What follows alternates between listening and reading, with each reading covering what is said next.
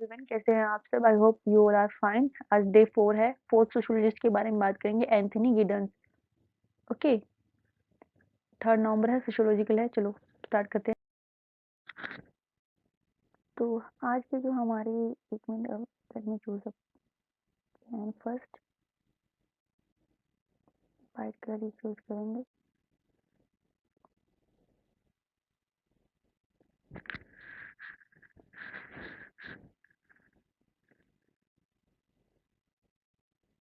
ये हो गया। तो हम एंथनी गिडन्स के बारे में बात करेंगे। हम 3 सोशियोलॉजिस्ट ऑलरेडी कवर कर चुके हैं। आज हम एंथनी गिडन्स की बात कर रहे हैं। ब्रिटिश सोशियोलॉजिस्ट थे।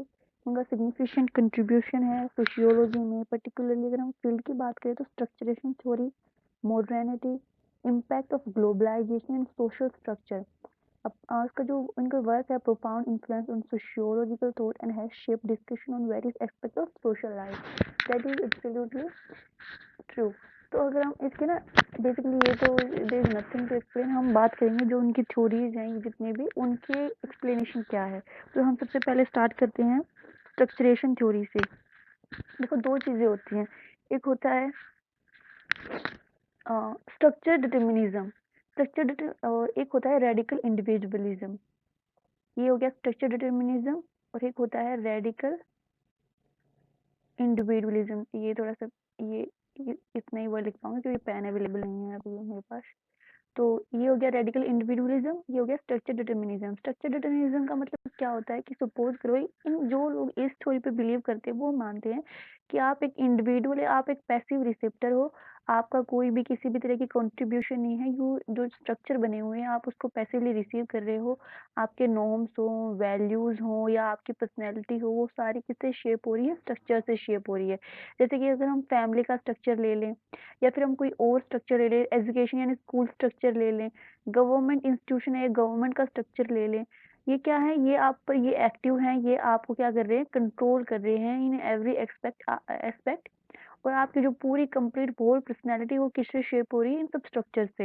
You are individual are just a passive receiver of all the, ये जो इनके इनमें जो स्ट्रक्चर बने हुए हैं, इंस्ट्रक्शन बने हुए हैं उनके। और जो रेडिकल इंडिविजुअलिज्म है वो क्या मानते हैं कि जितने भी ये स्ट्रक्चर हैं वो इंडिविजुअल फॉर्म करता है। इंडिविजुअल की वैल्यूज चेंज होती हैं, नॉर्म सिस्टम चेंज होती है, नीड्स चेंज होती है, तो क्या होते हैं? स्ट्रक्चर में भी ऐसे ही कोरस्पोंडिंगली चेंजेस हो जाते हैं। तो बेसिकली इसमें क्या है कि इसमें रेडिकल इंडिविजुअलिज्म में structure is the main, individual is the main and active way. The structure क्या है? पैसिव है, जिसको आप कभी भी बदल सकते हैं जैसे नीड और सोसाइटी की वो चेंज होती है। सपोज करो, चलो वो हम ये वाला एग्जांपल बाद में देखेंगे। आपको एक बेसिक आइडिया हो गया कि इंडिविजुअल रेडिकलिज्म में क्या है, उसमें इंडिविजुअल, सिर्फ इंडिविजुअल मेन है। और स्ट्रक्चर डिटर्मिनिज्म में क्या है कि स्ट्रक्चर मेन है। उसमें सारा फोकस स्ट्रक्चर पे है, जो भी मेन अथॉरिटी है, सुप्रीम है, स्ट्रक्चर है। और रेडिकल इंडिविजुअलिज्म में जो सुपीरियर है वो ये है, इंडिविजुअल है, बाकी सब पैसिव हैं। लेकिन जो स्ट्रक्चरेशन थ्योरी है उसमें ये एंथनी गिडन्स क्या बात करते हैं कि ऐसा, he is not taking side of any theory, he just pointing out balance. ये कहते हैं कि स्ट्रक्चरेशन कि ऐसा कुछ नहीं है कि इंडिविजुअल एक्टिव है, स्ट्रक्चर मेन है और उनमें से कोई पैसिव है। बेसिकली ये क्या है कि मान लो ये स्ट्रक्चर है और ये इंडिविजुअल है। देखो, इंडिविजुअल बनाता है स्ट्रक्चर और स्ट्रक्चर बनाते हैं इंडिविजुअल। ऐसा चल रहा है, इन्होंने ये बोला कि इस तरह से कुछ हो रहा है, मतलब बैलेंस है दोनों के बीच।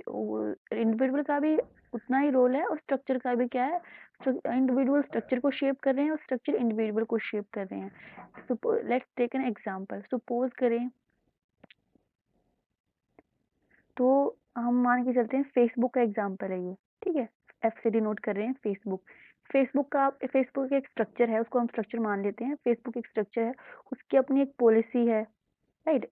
कि भाई ये, और इसके अलावा उनका अपना एक स्ट्रक्चर है। स्ट्रक्चर में उसका क्या है कि भाई उनकी एक मैसेजिंग ऐप है, उसमें आप फोटो अपलोड कर सकते हैं, उसमें डिसलाइक, लाइक, शेयरिंग, इस सारे ऑप्शन है। ये क्या एक तरह का स्ट्रक्चर ही है।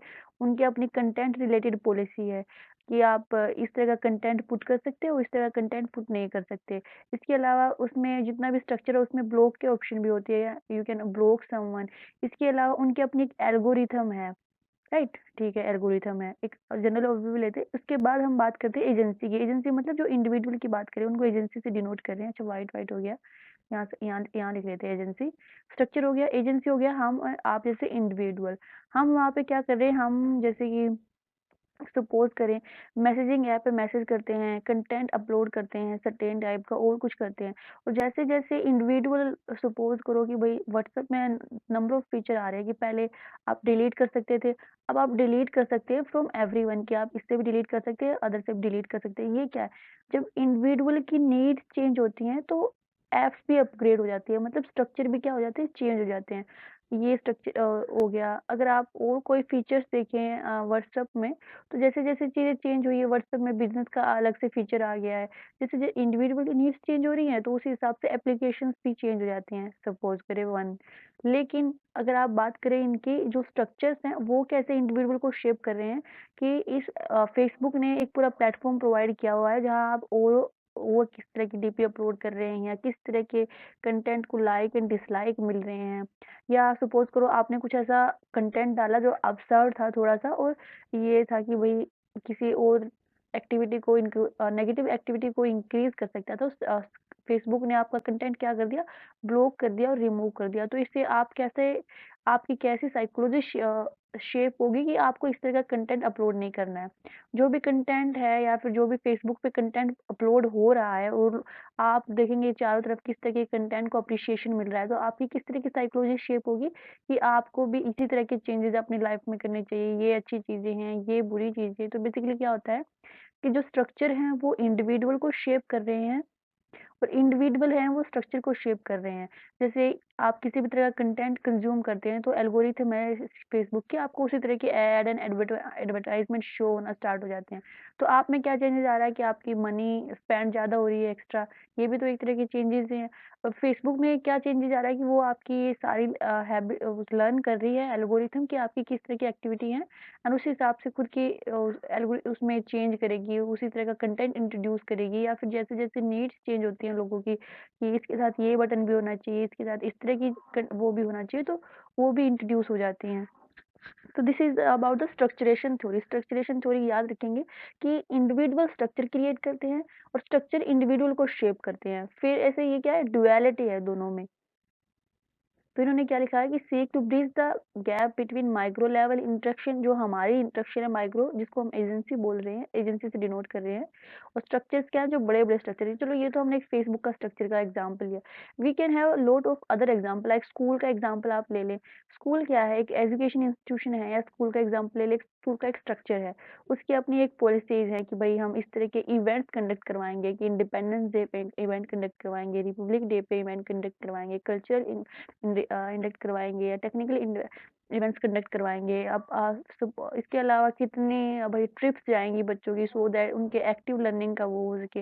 इसके अलावा किस तरह का डिसिप्लिन स्ट्रक्चर होगा और कौन से स्टूडेंट को किस तरह के ये सारी, मतलब किस और भी जितनी भी एक्टिविटी होती हैं या क्लासरूम किस तरह से बनेंगे, all this come are part, जितने भी उनका स्ट्रक्चर है, पॉलिसीज़ हैं, रूल्स हैं, रेगुलेशंस हैं, अथॉरिटी है, पावर है, ये आते हैं स्ट्रक्चर के उसमें। एजेंसी की हम बात करें तो एजेंसी में कौन आएगा माइक्रो लेवल पे, उसमें आएँगे टीचर्स आएँगे, स्टूडेंट आएँगे, वो कैसे एक-दूसरे के साथ इंटरैक्ट कर रहे हैं, उससे स्ट्रक्चर भी शेप होते हैं। सो जैसे-जैसे चीज़ें चेंज हो रही हैं, स्टूडेंट चेंज हो रहे हैं, टीचर चेंज हो रहे हैं, तो स्कूल को भी अपनी पॉलिसीज़ में चेंज करने पड़ते हैं और स्कूल की पॉलिसीज़ का इम्पैक्ट क्या होता है, स्टूडेंट और टीचर पे दोनों पे स्कूल की पॉलिसीज़ का इम्पैक्ट होता है। सपोज़ करो कि one student took mobile phone in the classroom, तो क्या होगा कि आपका स्नैच कर लेंगे वो मोबाइल फ़ोन या रख लेंगे या फिर कोई अदर डिसिप्लिनरी एक्शन लेंगे, because in normally the mobile phones are not allowed in the classroom, specially if you are a child. Okay, तो आपका किस तरह की साइकोलॉजी शेप होगी कि यू शुड नॉट ये मोबाइल फ़ोन लेके नहीं जाना है, या फिर और जितने भी एक्शंस होते हैं कि स्पोर्ट को प्रमोट करते हैं स्कूल्स, तो आपकी भी साइकोलॉजी शेप होगी कि आपको भी क्या करना है, स्पोर्ट्स में पार्टिसिपेट करना है, sports are good. So this how structure shape individual and how individual shape structure. So this is तो इन्होंने कहा कि proposing that social structure are both medium भी हैं वो and outcome भी हैं। मीडियम क्या है, वो आपको एक मीडियम प्रोवाइड कर रहे हैं और उसका मतलब आउटपुट क्या है, आउटकम भी वही है ऑफ ह्यूमन एक्शंस की, राइट। उन स्ट्रक्चर के थ्रू ह्यूमन एक्शंस करते हैं और वो क्या है, वो मीडियम भी है, आउटकम भी वही है, आउटपुट भी वही पे प्रोड्यूस हो रही है। Duality of structure, duality of structure क्या है कि कैसे इंडिविजुअल स्ट्रक्चर को शेप कर रहा है और कैसे स्ट्रक्चर इंडिविजुअल को शेप कर रहे हैं। Arguing that individual actively produce भी करते हैं या फिर उसको रीप्रोड्यूस भी करते हैं, दोबारा उसी सोशल स्ट्रक्चर को प्रोड्यूस कर रहे हैं चेंज करके through their everyday activities. Structuration theory has become a very key framework for understanding the dynamic relationship between agency and structure in social life. तो स्ट्रक्चर हमने देख लिया, एजेंसी हम जो माइक्रो आप इंडिविजुअल है उनको डिनोट करने के लिए यहाँ पे कर रहे हैं। ये हो गया नंबर एक स्ट्रक्चरेशन थ्योरी। ये याद जरूर रखेंगे, constitution of society, outline of theory of structure, ये इनका वर्क है, constitution of society and outline of theory of structure. हम थ्योरी ऑफ मॉडर्निटी की बात करते हैं, ये भी इनकी थ्योरी है। देखो, consequences of modernity and modernity and self identity, इसमें इन्होंने एक्सप्लोर किया है ग्लोबलाइजेशन को, transform social institution, individual experience transform हो गए हैं, सोशल चेंजेस हुए हैं, social relation from local context and acceleration to time space. देखो, इसमें हम बात करते हैं, आप किसी भी तरह का एग्जांपल ले लें, ग्लोबलाइजेशन का एग्जांपल ले लें, इंडस्ट्रियलाइजेशन का एग्जांपल ले लें, या फिर हम बात करते हैं मोबाइल फोन का एग्जांपल ले लें। मोबाइल फोन क्या है, मॉडर्निटी है, एक मॉडर्निटी को ही दर्शाता है कि जैसे जैसे कितने शायद 90-50 के आसपास कोई सेमीकंडक्टर इंट्रोड्यूस हो, ट्रांजिस्टर सबसे पहले बना था, जब ट्रांजिस्टर बने तो फिर ट्रांजिस्टर से ये आईसी बनने लगी, चिप्स वगैरह बनने लगी, धीरे धीरे वो स्मॉल आईसी होती गई, जैसे जैसे स्मॉल आईसी होती गई वैसे वैसे जो भाई पहले कंप्यूटर आए, फिर लैपटॉप आए, फिर मोबाइल फोन आ गए साइज इंट्रोड्यूस होने की वजह से। तो ये भी क्या है, मॉडर्निटी है, मॉडर्निटी का एक वो है आउटकम। उसके पहले इंडस्ट्रियलाइजेशन हुआ था। देखो, पहले अगर थ्योरी ऑफ मॉडर्निटी का बेसिकली मतलब क्या है, जो भी मॉडर्नेशन हो रही है चीज़ों में, उसके सोशल लाइफ पे क्या इम्पैक्ट्स हैं। तो अगर हम इंडस्ट्रियलाइजेशन के दौर की बात करें, तो इंडस्ट्रियलाइजेशन में क्या हुआ कि भाई ये जितना भी है अलग अलग तरह की मशीनें इंट्रोड्यूस हुई, और जो पहले जो भी काम हाथ से हो रहा था वो किससे होने लगा, मशीनों से होने लगा। तो कुछ लोगों की जॉब गई और कुछ लोगों को जॉब मिली, ठीक है। इसके अलावा जो रूरल, पहले क्या था, रूरल पॉपुलेशन ज़्यादा थी, लोग रूलिंग एरिया में रहते थे, एग्रीकल्चर ज़्यादा डोमिनेटेड था, या फिर और जितनी भी एक्टिविटी थी, but still there in rural areas, right. पर जैसे जैसे मॉडर्नाइजेशन हुआ, इंडस्ट्री एस्टेब्लिश हुई, तो रूरल से क्या हो गया, शिफ्ट हो गए अर्बन एरियाज में, शिफ्ट हो गए पीपल, हो गया। पहले क्या होती थी कि भाई एक्सटेंडेड फैमिली होती थी, फिर न्यूक्लियर फैमिली में शिफ्ट हो गई चीज़ें, क्योंकि अब सब एक जगह तो नहीं रह सकते, सबको मूव करना है। तो इसके बाद अगर देखो हम क्या-क्या देख रहे हैं कि भाई रिलीजन में क्या-क्या हुआ, पहले रिलीजियस सोसाइटी होती थी, अब सेक्युलर, मोस्टली सेक्युलर है। अगर आप चाइना में जाए, number of people are mostly secular है, और यूरोप में जाए तो धीरे-धीरे जो भी रिलीजियस इंक्लिनेशन है वो रिड्यूस हो रही है और सेक्युलरिज्म इंक्रीज हो रहा है कि पीपल मतलब ये सेक्युलर का देखो वो होता है कि भाई आप कौन सा सेक्युलरिज्म की बात करें, नेगेटिव या पॉजिटिव। वो कहते हैं ना कि एथिस्ट बन रहे हैं लोग, अब रिलीजन को फॉलो को इंटरेस्ट नहीं है, सब मोस्टली सब रिलीजन को छोड़ रहे हैं, दे आर इस डेवलप में जाएंगे, और जितने भी मोस्टली डेवलप में तो ऐसा ही हो रहा है, अगर थोड़ी सी रिलीजियसिटी बची हुई है तो डेवलपिंग कंट्रीज में बची हुई है। चलो, ये हो गया रिलीजन के हिसाब से। तो जैसे जैसे टेक्नोलॉजी चेंज होती है, जैसे जैसे हम उसमें सोशल लाइफ भी चेंज होती है, सोशल चेंजेस भी आते हैं, जैसे कि सेक्युलरिज्म पे शिफ्ट होना, इसके अलावा न्यूक्लियर फैमिली का क्रिएट होना, अर्बन लाइफ का क्रिएट होना, ये क्या है, सब इम्पैक्ट है किसके, मॉडर्नाइजेशन की। अब जैसे मोबाइल फोन आ रहे हैं, ये भी क्या है, मॉडर्नाइजेशन ही है। इसके अलावा तो उसकी वजह से क्या क्या चेंजेस हो रहे हैं, कहीं ना कहीं नेगेटिव चेंजेस में आप स्ट्रेस, डिप्रेशन की बात करें वो सारी चीज़ें भी एक तरह से वही है, मॉडर्निटी का ही आउटकम है नेगेटिव में। इसके अलावा फ्रॉड्स की बात करें, कितने नंबर ऑफ डिजिटल, पहले जो चोरियाँ होती थी, और फिजिकली लोग आते थे, उसको स्नैच वगैरह करते थे, चुराते वगैरह तब लेके जाते थे, लेकिन आजकल डिजिटल चोरियाँ होती है कि भाई थोड़ी सी प्रोग्रामिंग करी, डार्क वेब का एग्जाम्पल ले ले, आपको हर तरह की क्रिमिनल एक्टिविटी वहाँ पे मिल जाएगी। तो ये क्या है, उसी हिसाब से ये नेगेटिव चेंजेस भी हो रहे हैं कि भाई नेगेटिविटी में ये सारी चीज़ें आती है, स्ट्रेस हो गया, डिप्रेशन हो गया, और आपको जैसे अगर सोशल मीडिया पे चले जाएँ तो जो कंपैरिजन की वजह से लोगों में एंग्जायटी वगैरह के इश्यू आते हैं। तो कहीं न कहीं ये सारी भी क्या ही है, मॉडर्निटी का ही आउटकम है। पॉजिटिव चेंजेस भी हैं, लाइक कि पहले लोग लेटर्स के थ्रू टॉक करते थे या टेलीग्राफ के थ्रू टॉक करते थे, अब क्या है, ईज़ी टू टॉकिंग है, इवन वीडियो कॉलिंग होती हैं तो आप इंटरेक्शन ईज़िली कर पाते हैं। लॉन्ग डिस्टेंस को खत्म कर दिया है बिल्कुल भी इंटरेक्शन में पीपल के। लेकिन वही है कि अगर आप ऐसे लोगों से ऐसे कनेक्ट नहीं होते जैसे आप नॉर्मली कनेक्ट होते थे, जो बॉन्डिंग स्ट्रॉन्ग होती थी, अब वो बॉन्डिंग थोड़ी कम स्ट्रॉन्ग होती है। तो इस तरह के जो चेंजेस हैं, नेगेटिव भी है, पॉजिटिव भी है। थ्योरी ऑफ मॉडर्निटी बस में उन्होंने यही डिस्कस किया है कि कैसे मॉडर्निटी क्या है, सोशल लाइफ को चेंज इम्पैक्ट करती है। Sorry, okay. नेक्स्ट की बात करते हैं, ट्रांसफॉर्मेशन ऑफ इंटीमेसी। इंटीमेसी का ट्रांसफॉर्मेशन कैसे हुआ है, इसमें उन्होंने बात की है कि भाई रिलेशनशिप के बारे में बात की। देखो, transformation of intimacy in modern society, इनका कोई, ये इन्होंने कोई बुक भी लिखी होगी। राइज ऑफ इंडिविजुअल हो रहा है, self shift in gender relationship हो रहे हैं। Okay, include concept of pure relationship characterized by mutual emotion satisfaction and equality as a distinct form of intimacy in the contemporary society. Of course ये तो है। Example से बात करते हैं कि ऑनलाइन डेटिंग की कंसेप्ट ले लें आप, ये भी क्या है, कहीं ना देखो मॉडर्नाइजेशन भी है ये एक तरह से। इस मॉडर्नाइजेशन ने कैसे इम्पैक्ट किया है सोसाइटी को, वो भी आप देखेंगे। पॉजिटिव भी देख सकते हैं, नेगेटिव भी आप देख सकते हैं, ठीक है। इसके अलावा live in relationship, live in relationship का कॉन्सेप्ट क्या है, ये भी मॉडर्न कॉन्सेप्ट ही है, मॉडर्नाइजेशन ही है। उसके पॉजिटिव चेंजेस क्या है, कैसे उसने ट्रांसफॉर्म कर दिया है। इंटीमेसी को भी देखेंगे कि कैसे इंटीमेसी में ट्रांसफॉर्मेशन हुआ है, और क्या क्या नेगेटिव चेंजेस हैं इसके, ठीक है। तो सपोज करें कि ये हो गया, हम बात करें ऑनलाइन डेटिंग की। आप इसमें क्या है कि आपको फ्रीडम ज़्यादा मिल रही है, चाहे बोथ जेंडर है, बोथ जेंडर अपने म्यूचुअल बेनिफिट्स की बात कर सकते हैं। तो हम ये मान के चल सकते हैं कि ट्रेडिशनल के हिसाब से मॉडर्नाइजेशन में वुमेन्स की इक्वलिटी पे ज़्यादा फोकस है, ठीक है। उनको इक्वलिटी मिली है, उनकी फ्रीडम इंक्रीज हुई है, उनके राइट्स इंक्रीज हुए हैं, उनकी वॉइस रिप्रेजेंटेशन ज़्यादा हुई है।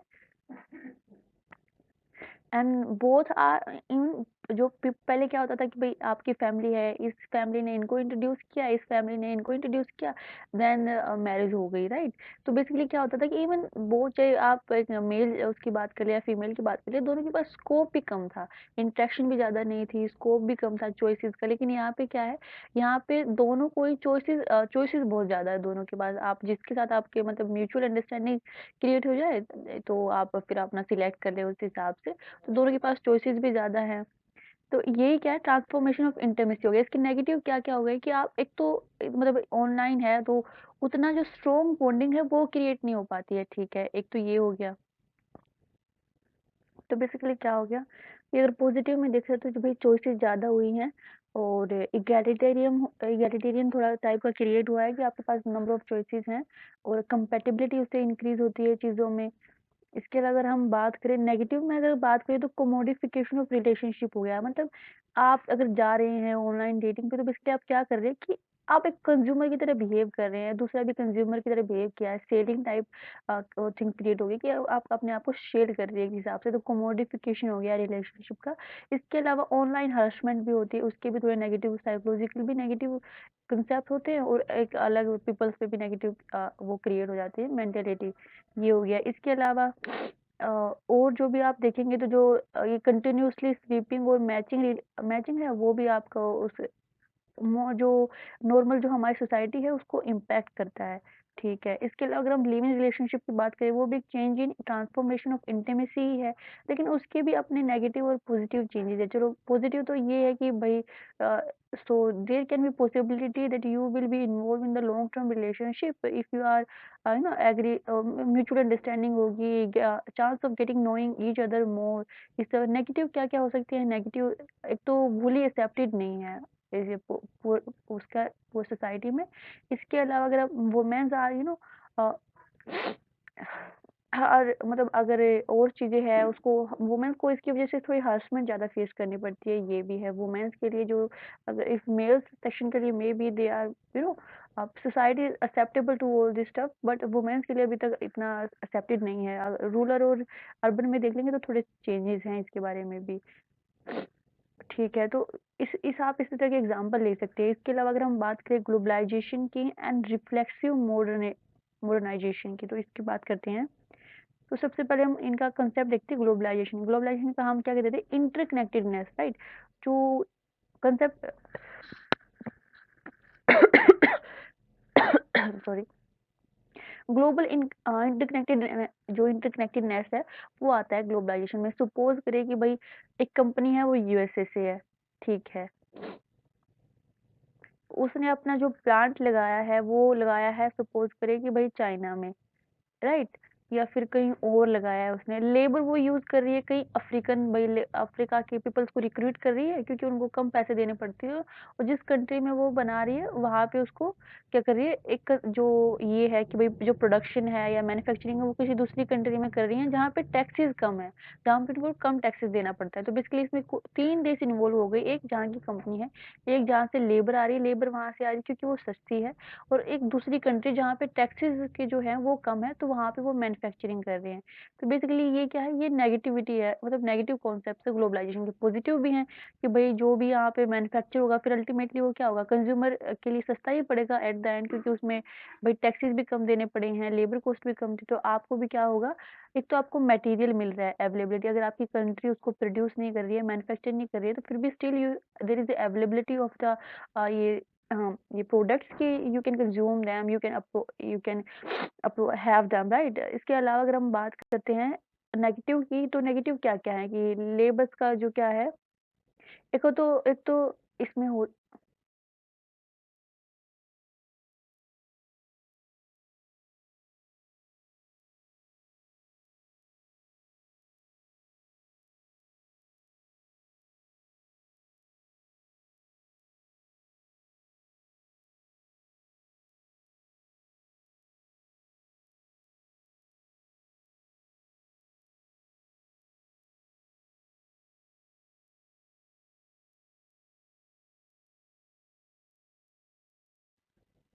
तो इससे बेसिकली हो क्या रहा है कि लेबर एक्सप्लॉइटेशन होती है। भई आप उस किसी उसको ना जैसे और नो नेचुरली जो लॉज़ रहते हैं, लेबर लॉज़, कि आप अपनी कंट्री के लिए उनको लेबर को एक्सप्लॉइट कर रहे हो एक तरह से, वो हो गया। एनवायरनमेंट डिग्रेडेशन होती है। एक तो जहाँ पे मतलब आप जाके कहीं और माइनिंग, चलो फैशन इंडस्ट्री की अगर हम बात करें तो उसमें चलो ऐसे नहीं हो रहा है, लेकिन अगर हम माइनिंग की बात करें तो एक यूएसए की कंपनी अफ्रीकन पुअर कंट्री में कहीं पे माइनिंग स्टार्ट कर दिया, कोई और भाई ऐसी इंडस्ट्री एस्टेब्लिश करे जो थोड़ी-सी केमिकल रिलेटेड हो, तो अल्टीमेटली क्या होगा? तो क्या हो रहा है, एनवायरनमेंट डिग्रेडेशन भी होती है। तो ये नेगेटिव वो हैं sides of globalisation. Positive sides भी हैं कि भाई कनेक्शन इंक्रीज हो रहे हैं, ग्लोबल सप्लाई हो रही है चीज़ों की, तो ये भी है। इसके अलावा कल्चरल होमोजेनियस हम बात करें ना, होमोजेनिटी इंक्रीज हो रही है कि सब लोग एक ही तरह जैसे हो गए। जैसे अगर हम चाइना का एग्जांपल लेते हैं कि अगर वहाँ की जो कल्चरल जो क्लोथ्स मतलब जो उनके ट्रेडिशनल क्लोथ थे वो आपको हार्डली कोई पहने हुए मिलेगा, या फिर अगर शायद उन जो भी ये रिच ये होते हैं ना फंक्शन वगैरह पे पहनते हो तो पहनते हो, अदरवाइज तो जो उनकी ड्रेसिंग स्टाइल है या फिर वो जो भी है वो वेस्टर्न ही है। इसके अलावा एथिस्ट है मोस्टली पीपल चाइना में। इसके अलावा अगर आप इंडिया में भी बात करो तो कहीं ना कहीं हमारा जो इंग्लिश की जो एक्सेप्टेबिलिटी है ऑल अराउंड, वो भी क्या है, कल्चरल होमोजेनियस ग्लोबलाइजेशन का ही आउटकम आउटकम है। इसके अलावा अगर आप हमारी ड्रेसिंग सेंस देखो तो हमारी जैसे ट्रेडिशनल तो है ही, जो भी हमारी नेचुरल जो भी हम स्टेट के हिसाब से भी वेरी करती हैं चीज़ें, बट कहीं ना कहीं वेस्टर्न भी है। तो ये भी क्या है, कल्चरल जो भी होमोजेनियस में ग्लोबलाइजेशन से इंक्रीज हुआ है ये होमोजेनिटी। ठीक है, इसके अलावा हम बात करते हैं रिफ्लेक्सिव मॉडर्नाइजेशन की। So, notion of reflexive modernization, emphasizing the need for the individual and society to constantly adapt and reflect on their practice to context of a global change. मतलब क्या है रिफ्लेक्सिव मॉडर्नाइजेशन का मतलब क्या है कि जो चीज़ें चेंज हो रही हैं उनके तरफ जो हमारे रिस्पॉन्स होते हैं, रिफ्लेक्सिबिलिटी होती है वो। सपोज करें कि भाई जैसे जैसे मॉडर्नाइजेशन इंक्रीज हो रहा है, कहीं ना कहीं इन्वायरमेंट डिग्रेड हो रहा है, डिफोरेस्टेशन इंक्रीज हो रहा है, और अगर सॉरी, और चीज़ें भी अगर बात करें कि भाई ये क्या नाम है इसका, ये जितने भी मतलब जितने भी हैं जो आजकल की टेक्नोलॉजी है, आप ये मोबाइल फ़ोन ही ले लें, वो सारी एक्टिविटीज़ ले लें, उसके जो रिफ्लेक्सिविटी है सोसाइटी की उसी की बात कर रहे हैं कि एक तो चलो पहले तो क्या है, अभी जैसे मॉडर्नाइज़ेशन हुआ तो भई डेवलपमेंट इंक्रीज़ हुआ, डिफ़ॉरेस्टेशन हुआ, इंडस्ट्री एस्टेब्लिशमेंट हुआ, ये सब चीज़ें हुई। लेकिन उसके हिसाब से जो अडेप्ट कर रही है और उसके मॉडर्नाइजेशन पे जो रिफ्लेक्ट कर रही है सोसाइटी की, भाई ये सारी चीज़ें हुई तो क्या हुआ कि भाई अर्थ क्या क्या है वार्म हो जाएगा टेम्परेचर, और क्या होगा उससे अल्टीमेटली क्या होगा ह्यूमन हेल्थ, ह्यूमन को ही प्रॉब्लम होगी। तो फिर आने लगा सस्टेनेबल डेवलपमेंट का कंसेप्ट कि हम डेवलपमेंट ऐसे करें कि हम भी उसका फ़ायदा उठा सकें और आगे जो फ्यूचर जनरेशन आएगी उसको भी उसका फ़ायदा मिल सके। इसके अलावा भाई कॉन्फ्रेंसेस होने लगी, जैसे कि कॉन्फ्रेंस ऑफ पार्टीज है इस पे अलग, जैसे कि अगर हम स्टॉकहोम कन्वेंशन की बात करें पर्सिस्टेंट ऑर्गेनिक पोल्यूटेंट्स के लिए स्टॉकहोम कन्वेंशन है, ऐसे ही साइटीज आ गई। इसके अलावा हम बात करें जो ये आईयूसीएन की रेड लिस्ट वगैरह आ गई, ये सब क्या है, रिफ्लेक्सिविटी है मॉडर्नाइजेशन के। अगर मॉडर्नाइजेशन हुआ है और उस नेगेटिव में भी चीजें इम्पैक्ट हुई हैं तो एक तो उसके साथ अडेप्ट कर रही है और उनके रिफ्लेक्ट भी कर रही है उन पे, जैसे कि अगर अब नेगेटिव हुआ है, ग्लोबल वार्मिंग इंक्रीज हुई है, तो लोग इस तरह के स्टेप्स उठाने लग गए हैं इसके कि सस्टेनेबल डेवलपमेंट होना चाहिए। अगर फ्लोरा एंड फौना को नुकसान हो रहा है, वो एक्सटिंक्ट हो रही है, तो लोग उनकी स्टडी करने लग गए। जैसे आईयूसीएन क्या है, स्टडी तो करता है कि red red data list publish होने लग गई हैं। इसके तो ये सारी चीजें क्या है, ये रिफ्लेक्सिविटी ऑफ मॉडर्नाइजेशन है, उसको दिखाती हैं। ठीक है। तीसरा जो उन्होंने एक और कंसेप्ट उनका रिस्क सोसाइटी, रिस्क सॉरी, ये भी आप याद रखेंगे जो इनके बुक्स है ना, ये वर्क्स जो है इनको कोट करते हैं तो थोड़ी वो क्या कहते हैं इसको, रैशनैलिटी, थोड़ी ऑब्जेक्टिविटी इंक्रीज होती है इससे। अदरवाइज सब्जेक्टिव लगती है चीजें, अगर आप कोई बुक का नाम ना मेंशन करें तो आपने आप से थोड़ी कहानी बनाई हुई लगती है, लेकिन अगर आप बुक का नाम मेंशन करेंगे तो थोड़ा सा क्या रहेगा, ऑब्जेक्टिविटी इंक्रीज रहेगी, मार्क्स आने के चांसेस ज्यादा रहेंगे। तो risk society toward a new modernity, ठीक है। तो इसमें क्या कहते हैं कि analysis of contemporary society as a risk society, उसको एनालाइज करना है जो कंटेम्प्रेरी सोसाइटी है उसे रिस्क सोसाइटी की तरह। और ही explore modernisation process have lead to the emergence of new and global risk, जैसे इन्वायरमेंट डिग्रेडेशन वो क्या है, एक न्यू रिस्क है, टेक्नोलॉजी डिजास्टर वो क्या है, रिस्क है, managing and mitigating risk become central concern in the late modernity. ठीक है, तो ये क्या बात करते हैं, ये जो कंटेम्प्रेरी सोसाइटी को रिस्क सोसाइटी भी बोलते हैं। क्यों? नंबर एक, आप इन्वायरमेंट डिग्रेडेशन देख ले, कितना ग्लोबल वार्मिंग देख ले, फ्लोरा और फौना जिस हिसाब से एक्सटिंक्ट हो रहे हैं उससे पहले कभी नहीं हुए। जो डिफोरेस्टेशन लेवल आज है वो इससे पहले कभी नहीं था। और भी जितने भी आप एक्टिविटी देख लेंगे, कैसे आइस की जो है मेल्ट हो रही है, इवन जो क्या कहते हैं उसको, एक एरिया था जिसको जहाँ पे आइस हार्डली मेल्ट होती थी, जैसे कनाडा की तरफ जाएंगे ना, उसको क्या बोलते हैं, नाम याद नहीं आ रहा मुझे, क्या कौन सा एरिया बोलते हैं, वहाँ पे सबसे या तो मेल्ट ही नहीं होती थी पहले तो, अब जैसे यहाँ पे ना टाइम से पहले ही मेल्ट हो गई थी, स्टडी भी पब्लिश हुई थी। तो ये क्या सारे रिस्क हैं। अगर आप रिस्क और इसकी बात करें तो जैसे न्यूक्लियर बॉम्ब है, हाइड्रोजन बॉम्ब है, ये क्या है, मॉडर्निटी की आउटकम है, ये रिस्क सोसाइटी ही है एक तरह से। अगर आप ये क्या, एक रिस्क तो इन्वॉल्व है ना इनमें। अगर आप दूसरा एग्जांपल ले, जेनेटिकली मॉडिफाइड ये ले ले, प्रोडक्ट ले ले, वो भी क्या है, एक रिस्क ही है। मतलब आप जीन्स मॉडिफाई कर रहे हैं, चलो उसके पॉजिटिव ये हो सकते हैं कि भाई इंसेक्टिसाइड आपको यूज ना करने पड़े क्योंकि आपने जीन को ही मॉडिफाइड कर दिया है। तो जो उनको हार्म कर रहे थे जो भी इंसेक्ट, अब वो उनको हार्म नहीं कर पाएंगे। तो कहीं ना कहीं फार्मर को इसका हो सकता है बेनिफिट हो अल्टीमेटली, लेकिन ये क्या है, नेचुरल तो नहीं है, आर्टिफिशियल ही है। और इसकी क्या ह्यूमन पे इम्पैक्ट हो सकती है वो उतने हम स्टडी नहीं कर सकते, क्योंकि रिसर्च के भी तो अपना एक स्कोप ही है। तो अल्टीमेटली ये रिस्क क्रिएट करता है। अगर आप और एग्जांपल ले लें तो जेनेटिकली मॉडिफाइड इनको कर रहे हैं, हम क्रॉप्स को कर रहे हैं, प्लांट्स को कर रहे हैं, लेकिन जीन्स में ये जो चेंजेस तो ह्यूमंस में भी हो रहे हैं।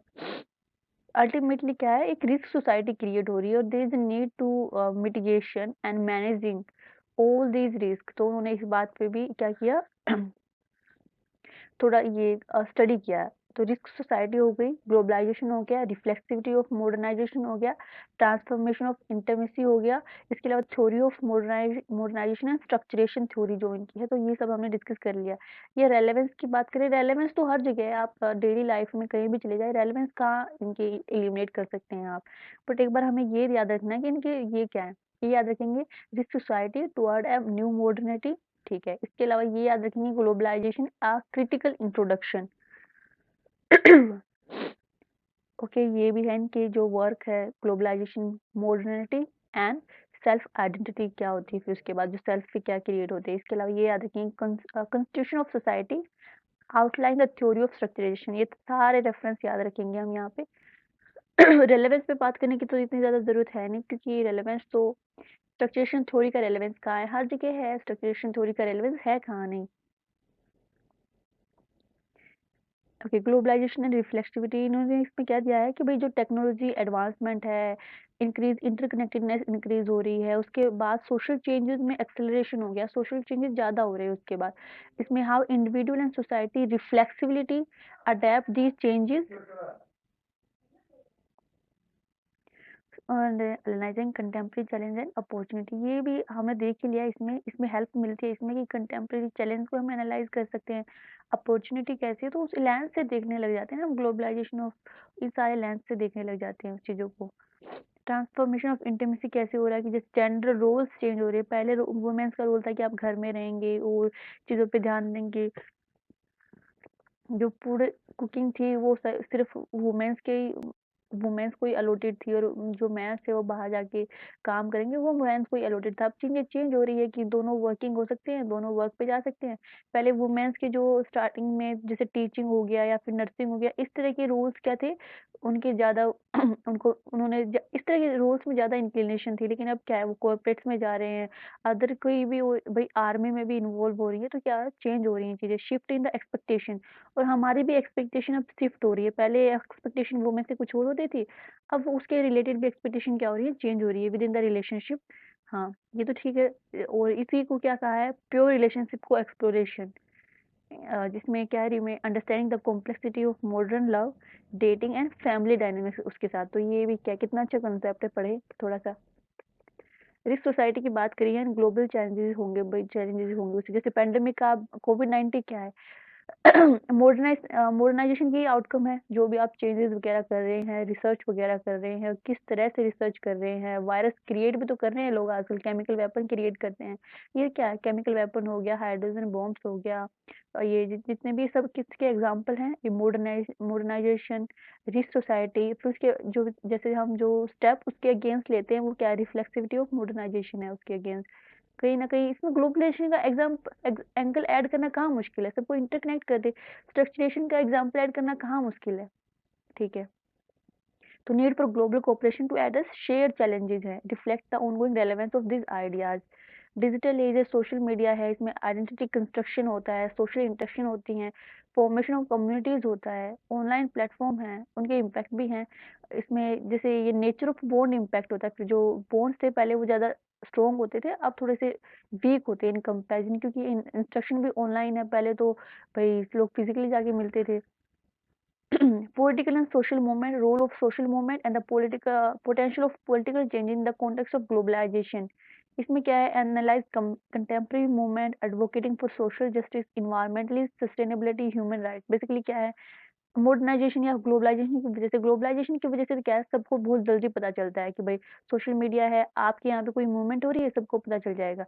और इसके अलावा पहले अगर सोशल एक्टिविटी है, पहले सब जाते थे, इकट्ठा होते थे, अब क्या है, ऑनलाइन कोई भी आपको मुहिम स्टार्ट कर दो, ये और वो कुछ भी करते हो, सबको पता चल ही जाता है, सब पार्टिसिपेट भी आसानी से कर पाते हैं। तो नंबर ऑफ पीपल जो पार्टिसिपेशन है वो भी इंक्रीज हो ही जाता है, क्योंकि सबके पास टेक्नोलॉजी अवेलेबल है। तो ये सारे चेंजेस हैं, ये सारे इनके थोड़ा आप रेलेवेंस देख सकते हैं, कहाँ-कहाँ हर जगह रेलेवेंस है मॉडर्निटी इन सब की। ओके, ये रिफ्लेक्सिविटी इनको दिखाइए कि वही हम बात करें ना, रिफ्लेक्सिविटी पेंडेमिक आती है, एक रिस्क सोसाइटी जो हम बात कर रहे थे उसमें, और जो हमारी एडेप्टेशन रिफ्लेक्सिविटी है पोस्ट पेंडेमिक, वो दिखाता है कि भाई जो कोविड-19 पेंडेमिक थी उसने हाइलाइट किया कि need of society to adapt rapidly enforcing challenges, given concept of reflexivity reflect on the adapted practices. तो यही है, this is nothing to explain, वही है, हमने एग्जाम्पल डिस्कस कर लिए, हर एग्जाम्पल को ना एग्जाम्पल लें, उसको स्ट्रक्चरेशन थ्योरी के हिसाब से देख ले, रिस्क सोसाइटी के हिसाब से देख ले, मॉडर्निटी के हिसाब से देख ले, जो ट्रांसफॉर्मेशन ऑफ इंटेमेसी हो रहा है उसके हिसाब से देख लें, और ग्लोबलाइजेशन हो गया। हाँ, और यही हो गया बस, आई थिंक यही था कि सबसे पहले हमने स्ट्रक्चरेशन की बात करी, कैसे स्ट्रक्चर इंडिविजुअल को शेप कर रहा है और इंडिविजुअल स्ट्रक्चर को शेप कर रहा है। फिर हमने थ्योरी ऑफ मॉडर्नाइजेशन के बारे में बात की कि मॉडर्नाइजेशन कैसे हुआ है, उसकी वजह से सोशल चेंजेस क्या-क्या हुए हैं, कि भई पहले रूरल एरिया में ज़्यादा रहते थे, अब अर्बन में रहते हैं। पहले भई रिलीजियस होते थे, अब ये होते एथिस्ट होते हैं।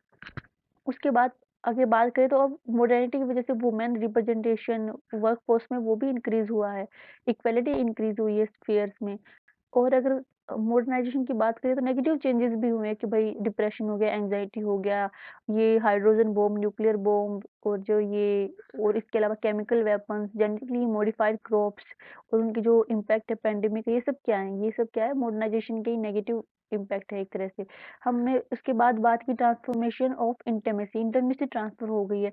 कल्चरल पहले फैमिलीज़ मिलती थी, फैमिली अपने हिसाब से चॉइसेस बनाती थी, अपने फैमिली स्ट्रक्चर को स्ट्रेंथन करने का बेसिकली उनका मेन मोटो होता था। बाद में शादी तो एक तरह से यही होती थी फैमिलीज़ का ये जो स्फीयर ऑफ इन्फ्लुएंस इंक्रीज़ करना एक तरह से। लेकिन अब क्या है, अब जो इंडिविडुअलिटी ज़्यादा है, इंडिविडुअल अपनी जो चॉइसेस हैं, उसके बाद कंपैटिबिलिटी है, उन सारी चीज़ों को देखते हैं। ऑनलाइन डेटिंग हो गई, लिव इन रिलेशनशिप हो गई। लिव इन रिलेशनशिप की वजह से जो मैरिज का स्कोप कम हुआ है ना, वो मैरिजेज़ भी बहुत कम हो गई। आप जापान में जहाँ पे ज़्यादा इसको वो है मतलब जैसे आप जापान में जाएँगे या यूरोपियन में जाएँगे, कहीं न कहीं मैरिज की जो है वो कमी हो रही है, मैरिज कर पीपल बहुत कम मैरिज कर रहे हैं, ये रिपोर्ट भी पब्लिश होती रहती है कहीं न इस हर जगह। चाइना चाइना में शायद आई डोंट नो कि कितना, लेकिन जापान का तो डाटा काफ़ी पब्लिश होता है इस मामले में, उनकी पॉपुलेशन भी डिक्रीज़ कर रही है। ताइवान की पॉपुलेशन है वो डिक्रीज़ कर रही है, देख लें आप। ठीक है। इसके अलावा ये इंटीमेसी वाला तो देख ही लिया कि कैसे चेंज हुई है। भई देखो सोशल है तो थोड़े-से हैरेसमेंट के इश्यू रहते ही हैं, लेकिन कहीं न कहीं चॉइसेस ज़्यादा है, आपके पास इक्वल रिप्रेजेंटेशन होता है। जो रिलेशनशिप है वो भी चेंज हो रही है कि भई मोर इक्वालिटी बेस्ड हैं, आपके म्यूचुअल अंडरस्टैंडिंग बेस्ड है। पहले क्या होता था, एक तरह से थोप दिया जाता था चीज़ों को, ठीक है, वो हो गया। ग्लोबलाइज़ेशन की वज़ह से जो कनेक्टेडनेस है, ग्लोबल सप्लाई है, ग्लोबल चेन है, तो चीज़ें ठीक हो जाती है। जैसे पैंडेमिक आई तो सबने एक-दूसरे की मदद की और किसी देश पे जैसे रशिया और यूक्रेन पर जो भी मैटर हुआ, अब सबको पता चल जाता है और सब हेल्प करते हैं। टर्की में जब अर्थक्वेक आया तो भारत ने ऑपरेशन दोस्त चलाया चलाया भई, बिल्कुल। अब और ये मोरक्को में अर्थक्वेक आया तो सबने उनको भी अपनी हेल्प भेजी। अब जैसे गाज़ा और इज़राइल का युद्ध चल रहा है, तो सबने जो भी ग्लोबलाइज़ेशन है उसकी वज़ह से क्या है, सबको तो पता है और सब अपनी-अपनी तरफ से एफर्ट्स कर रहे हैं कि कैसे स्टॉप किया जाए, कैसे बात की जाए, किससे बात की जाए, क्या वो सारा है। तो ये सब ग्लोबलाइज़ेशन है। रिफ्लेक्सिविटी ऑफ मॉडर्निटी, रिफ्लेक्सिविटी क्या है भई, पैंडेमिक आई तो कैसे लोगों ने इस पे रिफ्लेक्ट किया। ये होते हैं भई, मान लो कहीं वॉर स्टार्ट हो जाती है तो उस पे कैसे रिफ्लेक्टिविटी होती है। गवर्नमेंट कैसे रिफ्लेक्ट करती हैं, कैसे अडैप्ट करती हैं चीज़ों को। जैसे कि रशिया से यूरोप ने लेना तेल बंद कर दिया तो एशिया ने फिर उससे बोट किया। और पहले जो ये मिडल ईस्ट है वहाँ से एशिया खरीदता था, अब यूरोपियन नेशन वहाँ से खरीद रहे हैं। तो जैसे ये चेंजेस के हिसाब से अडेप्टेबिलिटी है वो है। इसके अलावा अगर हम बात करें रिस्क सोसाइटी की, तो रिस्क सोसाइटी हमें पता है कितने सारे रिस्क इन्वॉल्व है, वॉर्स ज़्यादा हो रहे हैं, मिसाइल्स आप देख लें कितने तरह की हैं और जेनेटिकली मॉडिफिकेशन जो हो रही है ह्यूमन्स बॉडी में भी हो रही है। जैसे आप डिज़ाइनर बेबी की बात करें, डिज़ाइनर बेबी क्या होता है कि आप इस तरह से जीन्स में चेंज कर दें कि भई जैसा चाहे ना आप वैसा ही बेबी क्रिएट हो। तो ये सब भी है। इसके अलावा मॉडर्नाइज़ेशन में आप देख लें सरोगेसी एक तरह की मॉडर्नाइज़ेशन, मतलब मॉडर्नाइज़ेशन का ही आउटकम है। पहले कहाँ सरोगेसी होती थी। तो इन विट्रो फर्टिलाइज़ेशन हो गया, ये सब देख लें आप। छोटे-छोटे स्मॉल लेवल पे देख सकते हैं, बिगर लेवल पे देख सकते हैं। उसकी वजह से सोशल चेंजेज़ क्या-क्या हो सकते हैं। सपोज़ करो अगर हम इनका ही एग्ज़ाम्पल लें कि जैसे सैनिटरी ये प्रोडक्ट्स आए तभी तो वुमेन्स की हेल्थ इम्प्रूव हुई, उनकी जो लाइफ टाइम वो इंक्रीज़ हो गया कहीं न कहीं। और जितने भी एफर्ट्स होते हैं ग्लोबलाइज़ेशन की वजह से जो ह्यूमन डेवलपमेंट इंडेक्स निकलते हैं, उसकी वजह से सरकारें भी कंसर्न होती हैं कि हमें भी कुछ करना चाहिए। जब सरकारें कंसर्न होती हैं तो जेंडर रिप्रेजेंटेशन भी ज़्यादा बढ़ता है। अगर आप हरियाणा का एग्जांपल लें तो मेल्स वर्सेस फीमेल का रेशियो आप देख लें, तो जब ये डेटा पब्लिश होते हैं, मॉडर्नाइज़ेशन की वजह से डेटा पब्लिश होते हैं, ग्लोबलाइज़ेशन की वजह से हमें अदर डेटा का पता चलता है, तो गवर्नमेंट भी एफर्ट करती है। इसके अलावा पहले क्या था, गवर्नमेंट भी एफर्ट करती है तो रिप्रेजेंटेशन इंक्रीज़ होता है। हम कौन-सा एग्जांपल ले रहे थे, तो कहीं न कहीं फिर जैसे चाइल्ड मोर्टेलिटी पे बात होती है, तो फिर रिड्यूस करने के लिए गवर्नमेंट उसको वो करती है, थोड़े एफर्ट करती है। तो this is all for the हम दूसरा थोड़ा एक्टिव रिकॉल कर लेते हैं, जो हमने अभी तक पढ़े हुए हैं।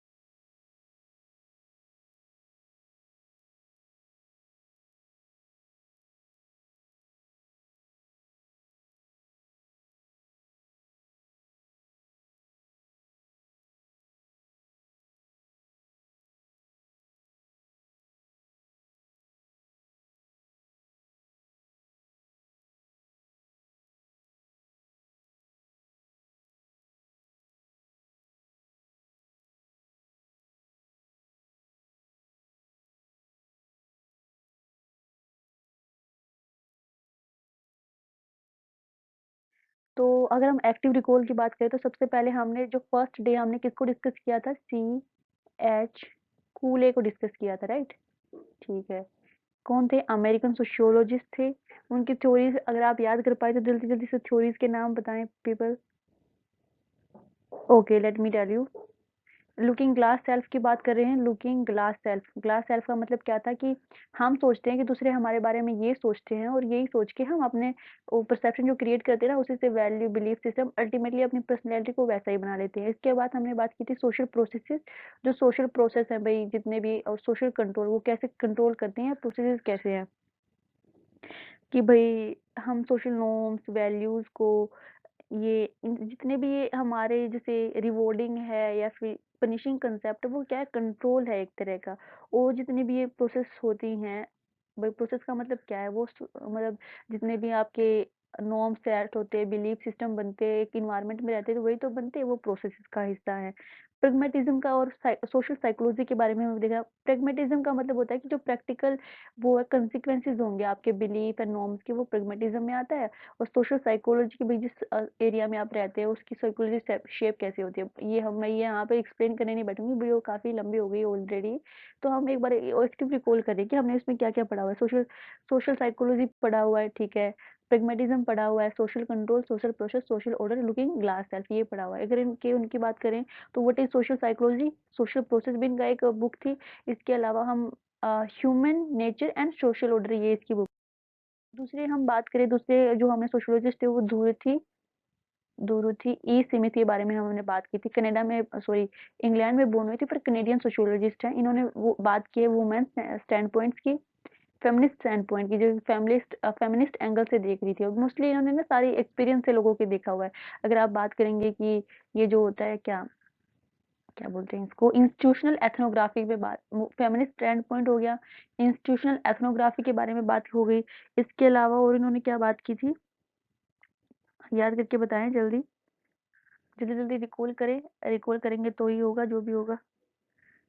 ओके, इसके अलावा इन्होंने बात की थी डिस्कोर्स पे, हम बात कर रहे थे ना कैसे आप चीज़ों को, इन्फॉर्मेशन को रिप्रेजेंट कर रहे हैं। नॉलेज एंड डिस्कोर्स, नॉलेज आपको कैसे मिल रही है, कैसे उसको गेन कर रहे हैं, वो नॉलेज हो गया। डिस्कोर्स कैसे कर रहे हो, वो भी काफ़ी इम्पैक्ट क्रिएट कर देता है सोशल सोसाइटी में। इसके अलावा प्रेग्जिम एंड एक्टिविज्म, भाई जो आपके उनका गैप कम होना चाहिए, जो आपने थ्योरी से सीखा है और जो आपको उसको प्रैक्टिकली कर रहे हैं आपको, इसमें उन्होंने इसमें बात की थी। इनके जो वर्क की अगर हम बात करें तो इंस्टीट्यूशनल एथनोग्राफी था आई थिंक एक वर्क तो, एज ए प्रैक्टिस। और इसके अलावा the everyday world as a problematic a feminist sociologist, I think ये था, हाँ जी, ये दो थे। चलो ये बहुत। इसके अलावा अगर हम बात करें तो थर्ड नंबर पे हमारे कौन से सोशियोलॉजिस्ट आते हैं जिसके हमने लास्ट वीडियो बनाई थी, इफ एनीबडी कैन रिकॉल। कोई नहीं कर सकता तो हम ही बात कर लेते हैं। एंटीनियो ग्रामसी, एंटीनियो ग्रामसी बेसिकली इटली से थे। अगर आप भूल गए हो तो इटली में बैठ के जब वो फासिस्ट गवर्नमेंट थी इटली में, तब उनको जेल हो गई थी। और जेल में वो क्या लिख रहे थे, जो भी लिख रहे थे उसको क्या क्या नाम दिया गया, प्रिजन नोटबुक नाम दिया गया। इस प्रिजन नोटबुक में उन्होंने किस किस चीज़ों पे बात की है, काफ़ी सारे सोशियोलॉजिकल कंसेप्ट भी दिए हैं। जैसे कि अगर हम बात करें, एक ऑर्गेनिक इंटेलेक्चुअल होते हैं, एक जो होते हैं ये इंटेलेक्चुअल हेजीमोनी जो होती है, इंटेलेक्चुअल हेजीमोनी, भाई जो मान लो गवर्नमेंट है, या हमने देखा था ना कैपिटलिज्म का एग्जांपल लिया था कि कहीं ना हर जगह कैपिटलिज्म की हेजीमोनी है। लेकिन ऑर्गेनिक इंटेलेक्चुअल की बात करें, जैसे एकेडमिक कोई भी आइडिया नहीं है, एकेडमिकली कोई भी स्टडी नहीं की है, बट उनको आइडिया है। जैसे चिपको आंदोलन की बात करें तो पढ़े लिखे लोग नहीं थे भाई, उनकी काफी एकेडमिक उनकी एजुकेशन है कि हम सिस्टम इसको डिफोरेस्टेशन को रोकेंगे, नहीं। वो वैसे ही उनकी कॉमन अंडरस्टैंडिंग, जो कॉमन सेंस की वजह से ये सारे ऑर्गेनिक इंटेलेक्चुअल में वो आते हैं। और इंटेलेक्चुअल हेजीमोनी आपने देखी है। इसके अलावा अगर हम बात करें इनके, और कल्चरल हेजीमोनी भी देखा, जैसे इंटेलेक्चुअल हेजीमोनी हो गई, कल्चरल हेजीमोनी हो गई, फिर उसमें ऑर्गेनिक इंटेलेक्चुअल हो गई, हिस्टोरिकल ब्लॉक की हमने बात की थी, स्टेट एंड सिविल सोसाइटी की बात की थी, state and civil society, historical block and जो भी उसमें था पॉलिटिकल स्ट्रेटेजी। पहले देखो इसमें हमने दिया था वो कौन सा सिविल राइट मूवमेंट का एग्जांपल कि पॉलिटिकल स्ट्रेटेजी उन्होंने कौन सी यूज की कि भी प्रोटेस्ट करेंगे, लीगल एक्शन करेंगे या वर्क छोड़ देंगे। जैसे हमने भी अपने आंदोलनों में क्या क्या दिया था वो सब पॉलिटिकल स्ट्रेटेजी थी। हिस्टोरिकल ब्रोक का एग्जाम्पल क्या था?